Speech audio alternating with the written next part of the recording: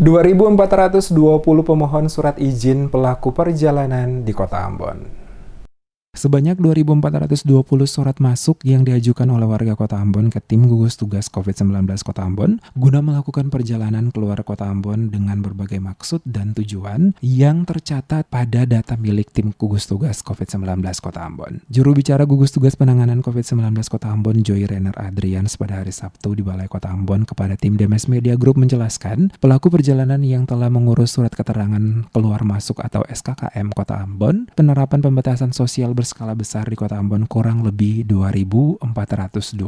Dari total jumlah tersebut disetujui sebanyak 1.852, yang ditolak sebanyak 506, dan yang sementara menunggu verifikasi sebanyak 62. Sementara disinggung soal penolakan, Adrians mengatakan proses pembuatan surat keluar masuk secara online maupun offline ditolak oleh petugas karena banyak warga yang membuat permohonan tersebut dengan alasan yang tidak penting dan tidak tepat. Ia mencontohkan permohonan yang dikeluarkannya hanya diberikan kepada warga yang benar-benar bepergian dengan kepentingan khusus, dan juga para petugas memprioritaskan izin kepada mereka yang melakukan perjalanan untuk melakukan pendistribusian barang-barang kebutuhan pokok dan peralatan-peralatan kesehatan pada sejumlah wilayah di Maluku. Sementara perjalanan yang sifatnya urusan keluarga untuk mengunjungi keluarga dan sifatnya tidak terlalu penting dan mendesak tidak disetujui. Menyangkut persyaratan yang dibutuhkan dalam pengurusan izin, kata Adrians, pemohon wajib memasukkan EKTP, SKKM, dan surat keterangan tes cepat non-reaktif yang dikeluarkan rumah sakit atau fasilitas kesehatan yang telah ditunjuk pemerintah untuk melakukan tes COVID.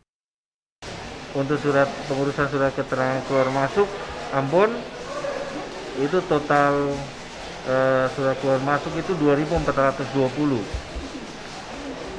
Yang disetujui itu 1.852 dan yang ditolak 506. Yang sementara menunggu verifikasi 62. Itu sampai dengan jam 12.43. Ya, data ini pasti akan terus berubah karena prosesnya dilakukan secara online maupun dilakukan secara offline. Kalau offline mereka harus datang ke unit layanan administrasi dan kemudian kita bantu untuk proses pengurusan dan verifikasi. Alasan penolakannya itu karena datanya tidak valid atau gimana? Ya, penolakan itu sebagian besar karena keperluannya tidak penting dan mendesak. Misalnya mengunjungi keluarga. Setiap harinya sebanyak kurang lebih 250 sampai dengan 500 surat masuk setiap harinya dari warga ke petugas untuk membuat permohonan baik untuk bepergian ke kabupaten kota di Maluku maupun keluar provinsi Maluku, diterima petugas yang bertugas untuk menerbitkan surat tersebut. Akan tetapi beberapa surat permohonan warga juga ditolak oleh petugas.